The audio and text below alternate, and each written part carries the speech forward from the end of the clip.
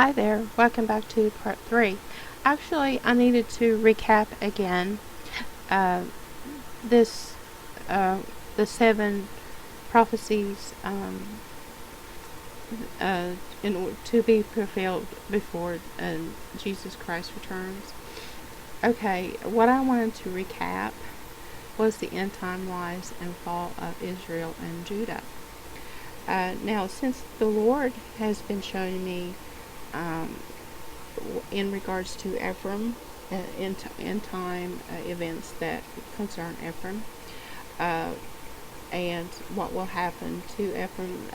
What Ephraim is, if you don't know, is regards to the British Empire and its Commonwealth. That's who Ephraim is. And it also mentions Ephraim's older brother, Manasseh.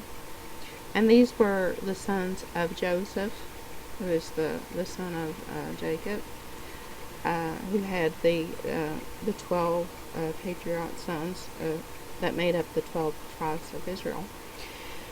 And so what I wanted to read here is that Israel was the new name given by God to Jacob, and you can read that account in Genesis 32. And the 12 tribes were descended from his 12 sons. And these tribes later today formed the United Kingdom. And now 3,000 years since the kingdom of Israel was split into two, 10 of the 12 tribes of Israel rebelled against King Rehoboam, who is the son of King Solomon and grandson of King David. The Bible continued to refer to these 10 tribes of Israel, while the other two tribes, Judah and Benjamin, remained loyal to David's descendants, were known as the kingdom of Judah. And see, where did I see that?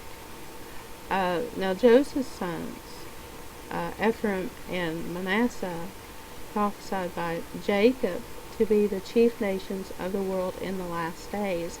And you can read that account in Genesis 49 and compare that to Deuteronomy chapter 33.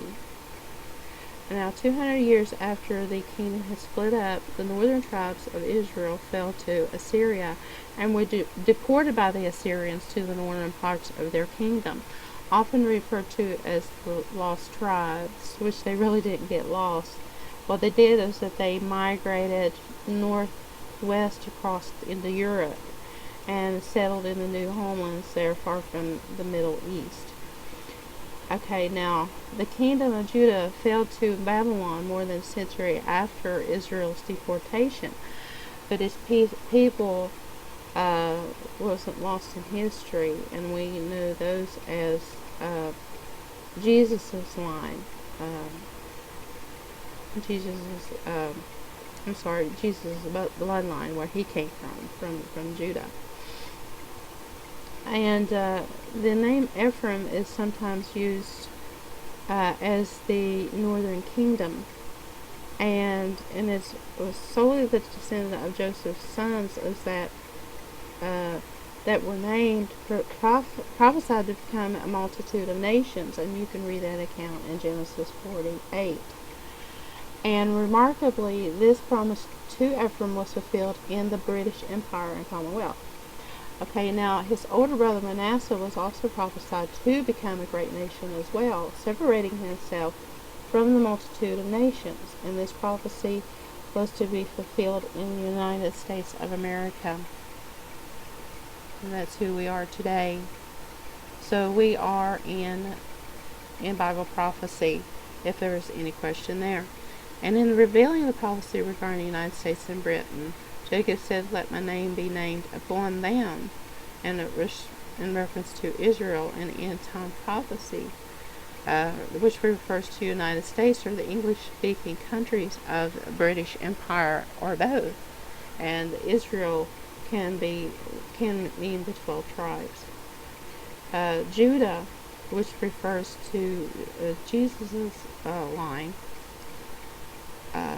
his lineage, the descendants of the house of the kingdom of Judah, because that's where Jesus' bloodline extends from Judah to King David and on to him. And so this is to understand the critical biblical history of how the prophecy about Ephraim and her multitude of the nations will happen, because there is warning of a destruction that will follow in the end time ascendancy of the Israelite nations. And in Hosea 5, here it says that Israel, Ephraim, and Judah, the pride of Israel, testifies to his face. Therefore Israel and Ephraim stumble in their iniquity. Okay, that's referring to Great Britain. And Judah also stumbles with them. Okay. Now they're all going to play in this end time prophecy here. Now the prophecy continues with their flocks and herds. They shall not go seek the Lord, but they will not find him. He has withdrawn himself from them, and they have dealt treacherously with the Lord, for they have begotten pagan children. Now a new moon shall devour them and their heritage. Now, new moons occur a month apart, and a new moon devouring them would seem to mean that Israel, Ephraim, and Judah will all fall in 1 month. Now, this prophecy wasn't fulfilled in ancient times. As already mentioned, ancient Judah fell to Babylon more than a century after Israel fell to Assyria. Yet, in the end, it appears that they will fall together within 1 month of each other, and this prophecy remains to be fulfilled. Remember that Israel gave his name to Ephraim and Manasseh, the ancestors in turn of the British and American people. As Ephraim is mentioned separately in this prophecy, the reference to Israel must apply to the United States as well, which is now more dominant of the two nations. And 2 centuries prior to World War II, the roles were reversed with the multitude of nations. The British Empire a greater power than the single nation, the United States. But today, America is greater. And so I'll just leave a link to that, and you all can read this. But that's what the Lord was showing me basically about Ephraim. Because I believe too that I'm investigating in this still about Ephraim, how it's to play with Israel and Judah in the end time. And very soon, in the next couple of days, will be the London Olympics, and what event will happen there, I have no idea, but my suggestion and warning is don't partake in that,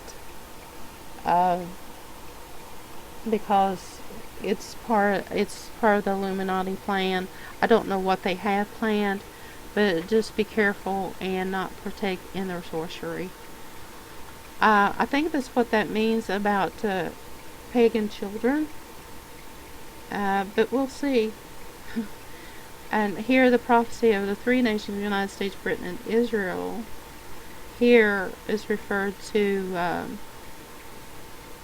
it says this prophecy was fulfilled until after the rise of Britain and the United States as world powers in the 19th century, and the formation of the Jewish state of Israel in the 20th century. Okay, the idea was outlandish, considered that Israel and the United States are perhaps the most maligned and criticized nation on earth. Among Muslim hardliners, America is commonly called the Great Satan, and Israel and Britain are called the Little Satans. And if you see in the headlines in my last video, that the United Nations are planning to do away with Britain in the European Union. And that'll be interesting to see how that plays out. Okay, and the next one will be the gospel will be preached in all the world.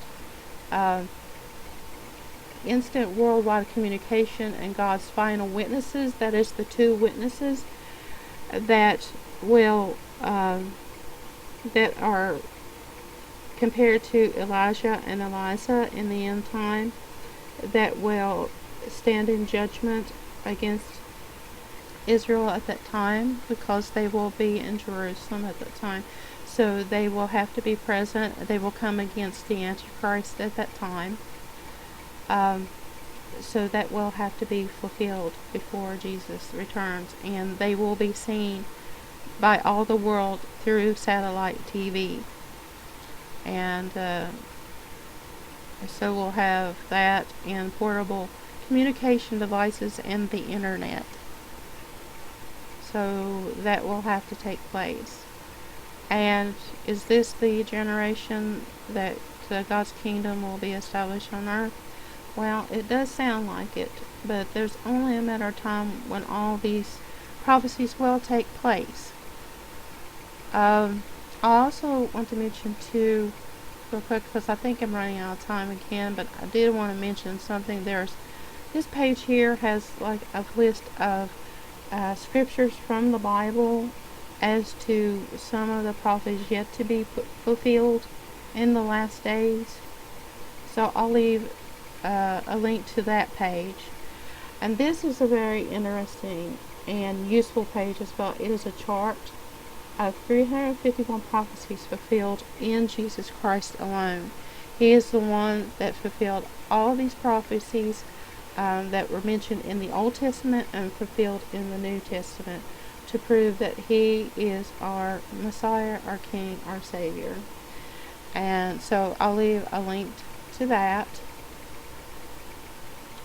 And I also wanted to mention something too, that the way that He will return to prove that He is the true Jesus Christ. And because, like I said, there is going to be a lot of deception out there as to fool the people that, Jesus Christ had returned, but it's a fake appearance, which I think will be a deception of a alien invasion or something, and then someone will appear saying, well, I'm here to save the world against alien invasion or whatever, or I'm not really sure what it will be, but if there's going to be something, an event to occur when the Antichrist will come on the scene. So be careful of that. Okay, now this is what I want to talk about next, because there has also been a false teaching on this, and I wanted to mention this too, because it is very important, and that is to be fulfilled in the second coming of Jesus Christ. So yeah, I am towards the end, so I'm going to have to mention this in the next video. So I hope to see you there. Okay, y'all take care, and God bless you guys. Bye bye.